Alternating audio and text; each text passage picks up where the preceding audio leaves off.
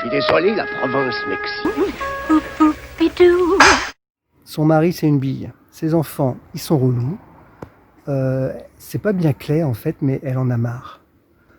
C'est pas Valmy, c'est pas Verdun comme dirait l'autre, mais elle est plus considérée. Alors elle s'en va.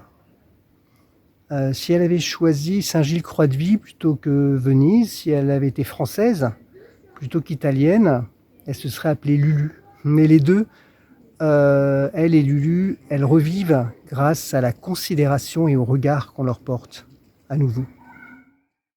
C'est l'histoire d'une fée, pas une vraie fée de conte de fées, pas une jeunette non plus, une fée, bien humaine, qui a oublié qu'elle était une fée qui savait jouer de l'accordéon.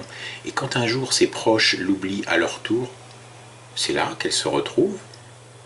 Il faut dire qu'elle est aidée par un ange, pas un vrai ange avec des ailes, non, mais quelqu'un qui l'a été, ange, dans une autre vie et qui en garde des traces. Leur rencontre à la fée et à l'ange est douce et tendre. Il y a de la lumière, de la musique, des fleurs. C'est une comédie italienne, un peu ancienne, des années 2000. Ça raconte l'histoire d'une femme qui avait appris beaucoup de choses avec son grand-père. Elle avait appris à jouer de l'accordéon, elle a appris à faire des bouquets.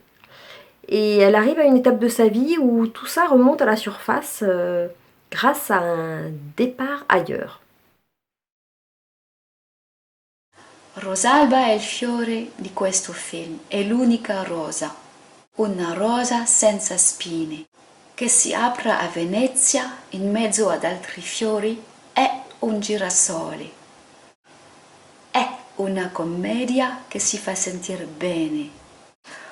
Una parentesi poetica durante il confinamento. A proposito, sapevate che vengono dalla Persia?